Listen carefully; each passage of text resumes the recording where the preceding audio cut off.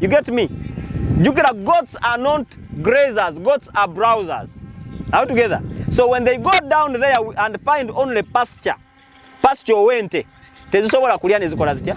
Nezikuta epikinga kalifu wekati. It is used to eating real content. So tuzifulumyamu just to exercise and enjoy the fresh air, then they return and do the actual feeding. All together.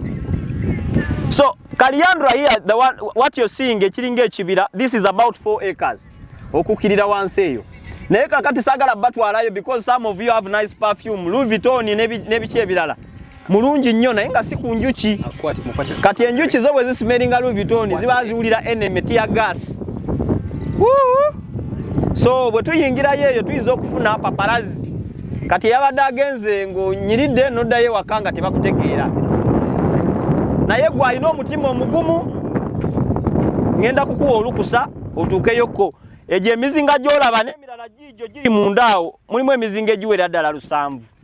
So tulina wano olaba mulimu enjuki, ekyo ekiyumba ky'olaba. Tulina n'ekino ekiyumba kirimu enjuki. Waliwo n'ekirala kiri wali emabega, ebirala biri wali mu kasooli nawo tugendagendawo tulabe. Now the idea of bees started here. Kaliandra is very nice pasture. Omulaba alinga akagando. Abanyankole balai? Akagando numukamanya? Ate abaganda baliwa akasana mukamanyi? Abazungu mumanya acacia oba mumanya acacia molo.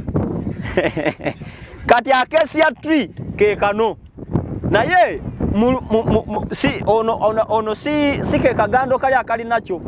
This is Kaliandra. Kaliandra has flowers 365 days a year. Every day, you try, come back next month, you'll find flowers.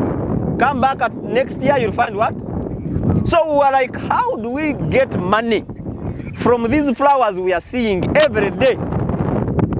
Much chenga. Then God, usually I tell people that the number one asset is not money. Neither is it property. Your house or your car is not an asset. The number one asset is a spiritual asset, because it is through the spiritual assets that we get all the mighty ideas.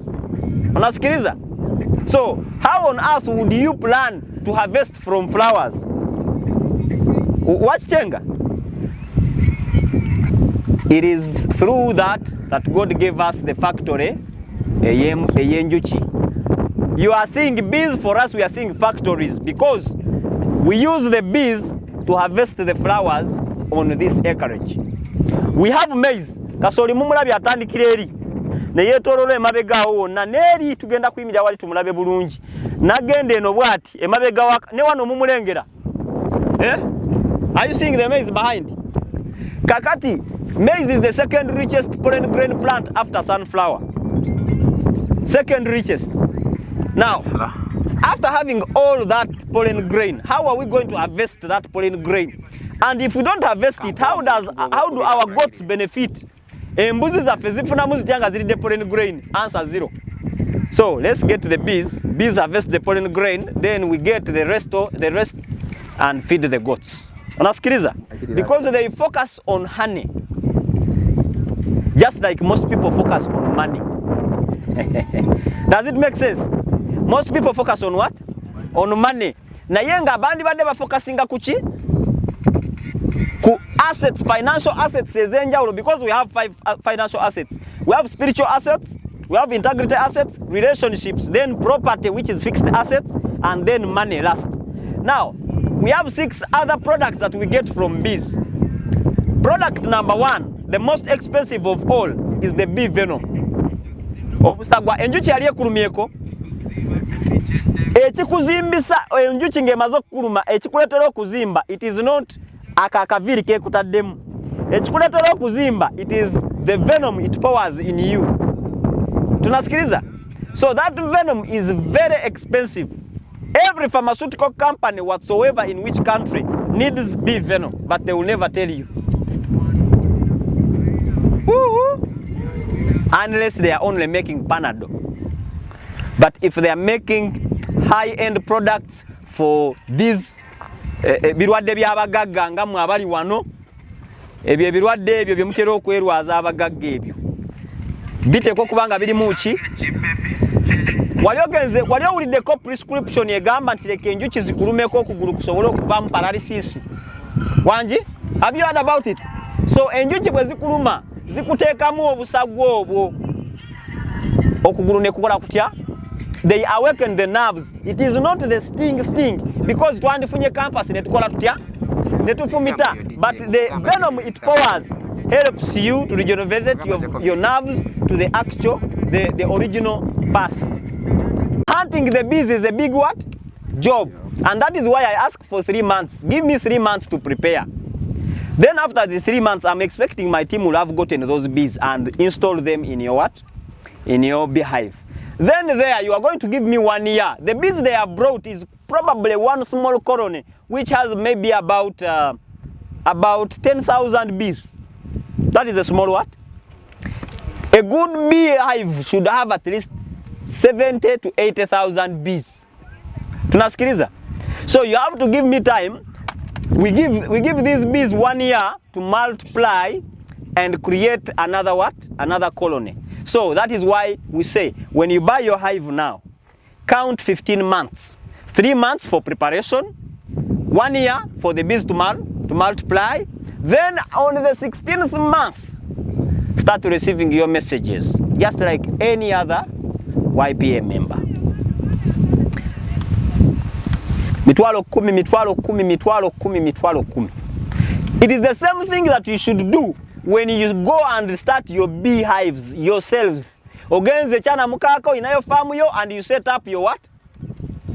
Your beehive, your apiary. Unasikiliza? Na yeto tunulira mubisi. After those two, bee venom and pollen grain, then we have what we call propolis. Propolis is that masanda enjuki tezagala outlet ndala okujjako omulyango gutya. So any other outlet, bees will find a way to fix and what? And cover those outlets. They don't want any light to enter, no nothing. Even the munyera alone, munyera can chase the bees away. Munyera. Mwabaso mu Luzungu, what is munyera in English? Munyera? Munyera ring. Okay, so munyera alone. Omusota ne gumala guyingira beehive, enjuki eze kyamaanyi kyezikola. Zijja guluma gufe. Naye bwe gumala okufa, tezina maanyi gagukola ki? Gagusitula kugusufulumya. So they will get propolis and cover that snake inside and bury it inside. But even if you cut that propolis 5 years later, you will find that snake as fresh as it was killed today. That is how beautiful propolis is. Chovola babuba ne bisenyiga era ntera okugamba abantu ne bagamba akasajja kano kepanka. Nze sirwala senyiga. Era ekimu kubye nakakasa n'ensalawo nganze. Ne mumwe muyinza okubaamu abanyiga nganze. Obulwadde obwa senyiga bwa abantu abatali serious. Bobanga olina senyiga ddayo otegeere nti leero toli mu bantu abatali ki? Yes! Because it is now 10 years, musujja senyiga typhoid.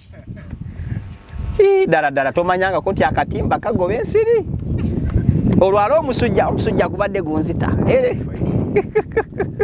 So, propolis is very good and it makes a lot of money. So,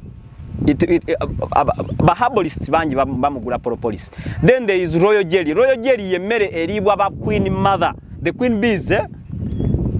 Kati ebyo bizigo byammwe ebibanyiriza olususu lwakuba byo tebimyula abagala kumyuka ababeerenga ono omukyala ati kyeŋŋamba naye kati waliwo abakwegomba nga bw'oli awo nga goli mu birooto by'abakyala abamu kati ayo royo jeri tajja kukola naye ojja kukwata royo jeri bamutabule mu bizigo bya obeere ng'onyirira. So royo jeri is also another product. Then bee wax, the least important and the least valuable is the honey.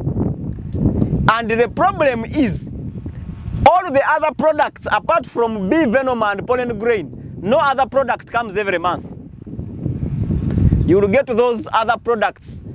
You will get the propolis only when you harvest honey. You will get the bee wax only when you harvest honey. You get the royal jelly only when you harvest honey. You get the honey only when you harvest honey. Products endala zijja every quarter. So feche tuva tugamba katukitandike massive production. So wano tulinawo 300 hives inside here. Muno munda tulinamu 700 plus.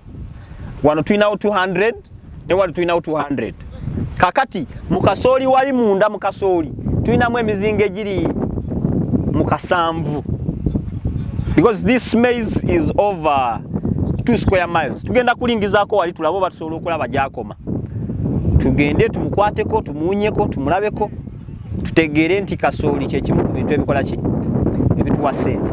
Naye omuddo gwe gwatuleetera okuyingira ki enjuki ne tusobola okuba nga tutandika okufunamu ssente. Kati nkungulayo omwezi gumu, out of the we have 15,000 hives. 15,000 hives. Jukira bwe nkwata buli 15,000 hives buli emu nempa gramu emu, that is 15,000 grams divided by 1,000, that is 15 what? 15 kilogram. Tunasikiliza? Kati kubisamu kilo buli emu ya milioni nkaaga. You see how much money can come through. So any question about bees? Yes, sir. 1.5 as an investment. Yes. Yes. After 15 months.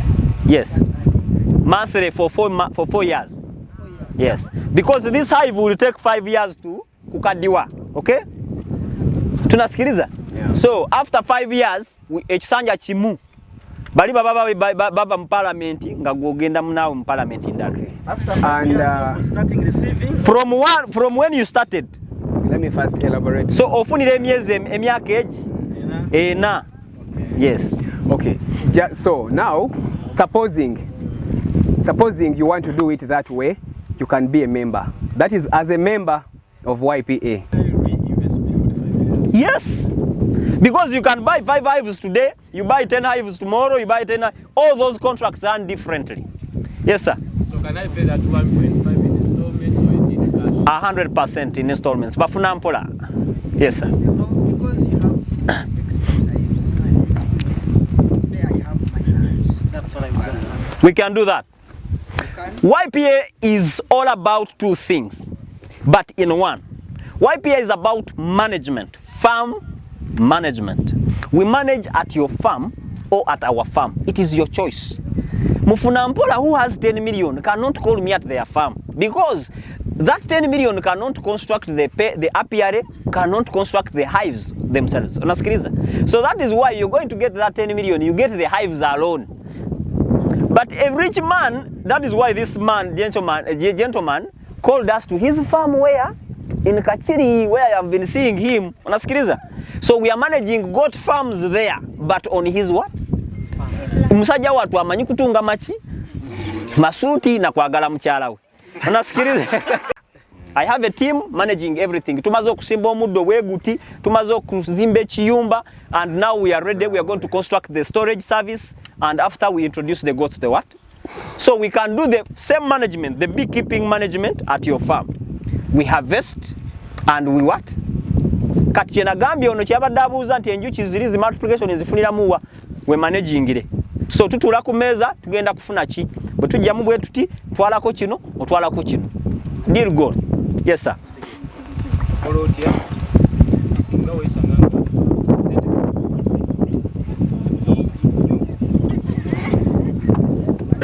zimalawo kwezi zoba nibiyagala more than what you want. Nganga mmeka.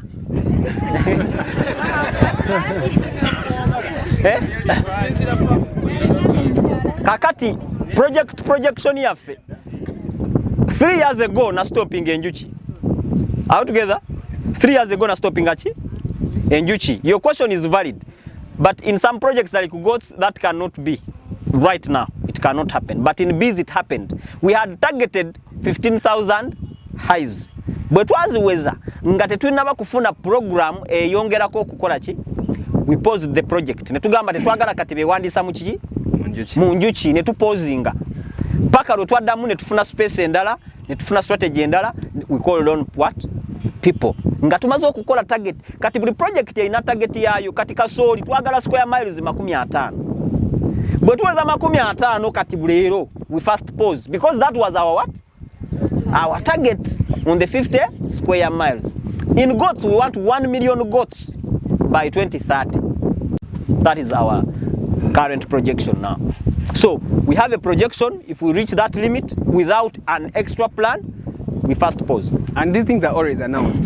Even if you go and check on Yes. the YPA page, at the time when they closed, they announced.